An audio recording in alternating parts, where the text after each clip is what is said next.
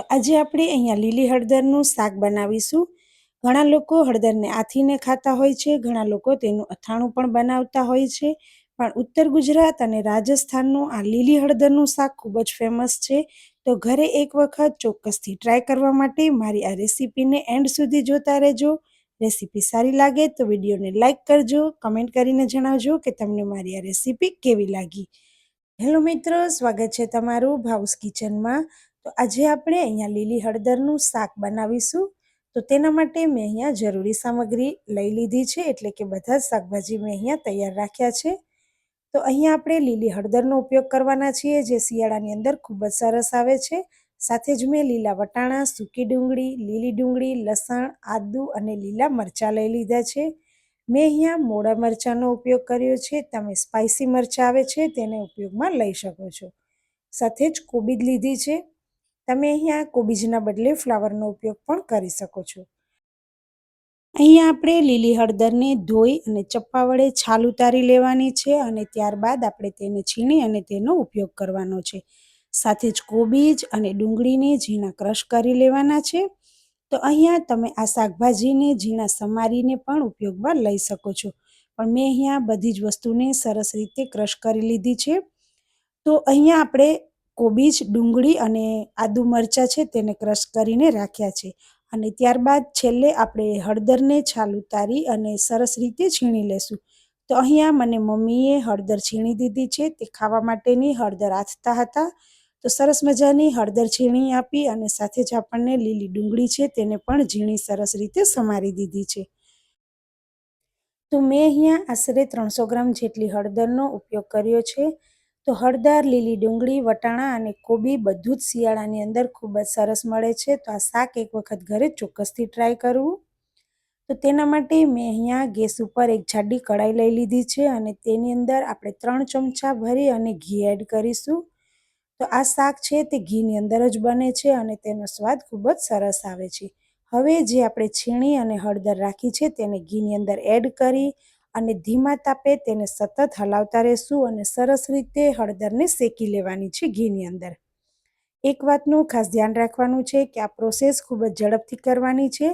જો તમે હળદર છીણી અને થોડી વાર માટે પણ રાખી દેશો તો તે કાળી પડી જશે, માટે તેને છીણી અને તરત જ શેકવા માંડવાની છે.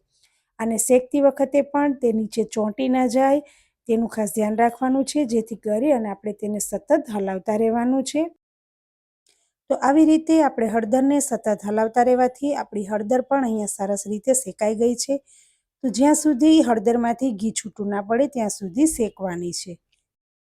તો આપણે શેકેલી હળદરને સાઈડમાં મૂકી દઈશું અને અહીંયા મેં ગેસ ઉપર એક બીજી કઢાઈ લઈ લીધી છે. તેની અંદર આપણે 1.5 ચમચા જેટલું ઘી ફરી એડ કરીશું. અહીંયા તમે ઘીની જગ્યાએ તેલનો ઉપયોગ કરી શકો છો, પણ બધી જ જગ્યાએ જો તમે ઘીનો ઉપયોગ કરશો તો શાક ખૂબ જ સરસ બનશે. તો મેં અહીંયા 1 ચમચી જેટલું જીરું એડ કર્યું છે. જીરું સંતળાઈ જાય એટલે આપણે તજનો ટુકડો, 2 તમાલપત્ર, 2 મોટી એલચી અને 2 લવિંગ લઈ લીધા છે. સાથે જ આપણે અહીંયા ક્રશ કરેલા આદુ, લસણ અને મરચાંને એડ કરી અને તેને પણ સરસ રીતે સાંતળી લેશું.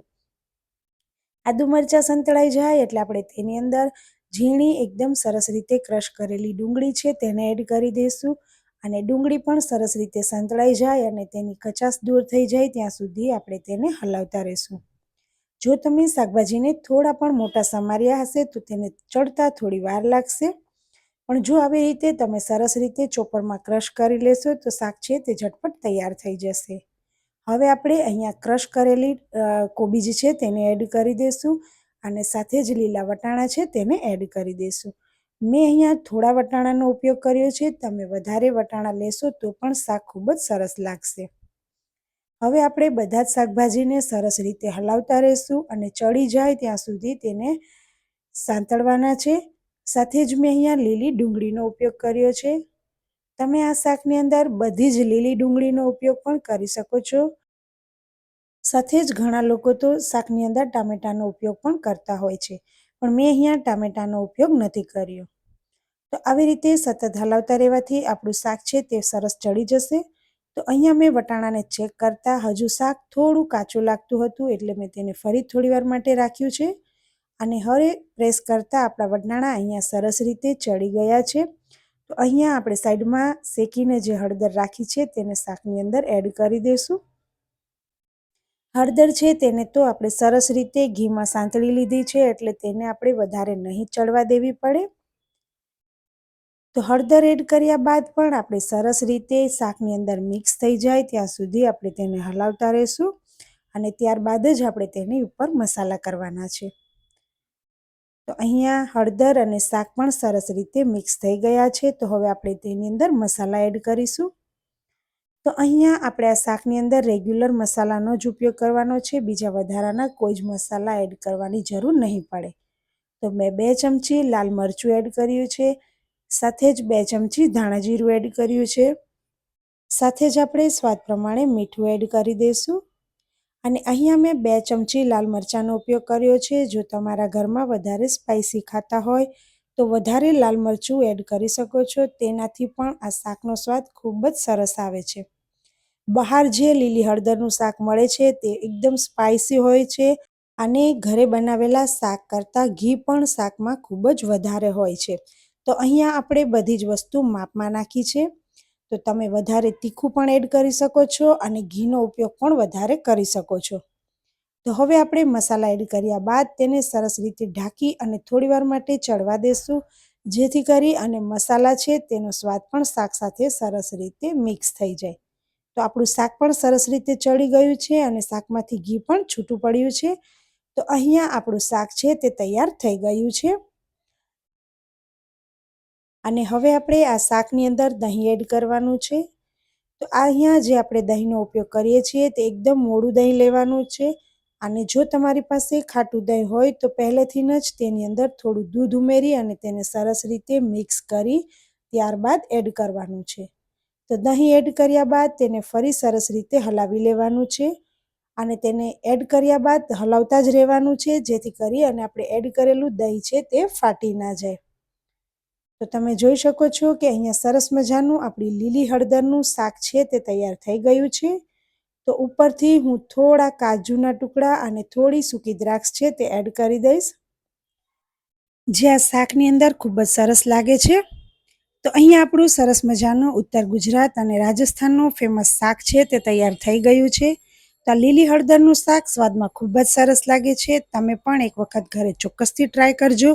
અને જો તમે આ રેસીપી રેગ્યુલર ટ્રાય કરતા હોય, એટલે કે બનાવતા હોય, તો પણ મને જરૂરથી જણાવજો કે તમને મારી આ રેસીપી કેવી લાગી. અને જો તમે ક્યારેય પણ આ રેસીપી ઘરે ટ્રાય ના કરી હોય અથવા આ શાક ના ખાધું હોય, તો આ રેસીપી ઘરે જરૂરથી બનાવજો અને મને જણાવજો કે તમને લીલી હળદરનું શાક કેવું લાગ્યું. તો સરસ મજાનું લીલી હળદરનું શાક અહીંયા તૈયાર થઈ ગયું છે. તો આપણે આ તૈયાર થયેલા શાકને બાજરીના રોટલા, રોટલી, ભાખરી વગેરે સાથે ખાઈ શકીએ છીએ. તો શિયાળાની અંદર આ શાક ખૂબ જ સરસ લાગે છે, અને લીલી હળદર છે તે શિયાળાની અંદર જ મળતી હોય છે. તો આ શાક ઘરે એક વખત ચોક્કસથી શિયાળાની અંદર ટ્રાય કરજો. તો મેં અહીંયા શાકને સર્વિંગ બાઉલમાં લઈ લીધું છે. તો જો તમને મારા લીલી હળદરના શાકની રેસીપી પસંદ આવી હોય તો વિડીયોને લાઇક કરી દેજો, કમેન્ટ કરી દેજો, અને તમારા ફેમિલી, ફ્રેન્ડ્સ અને ગ્રુપમાં વધારેમાં વધારે શેર કરજો, જેથી કરી અને બધા બનાવી શકે. મળીએ નવી રેસીપી સાથે. Thank you.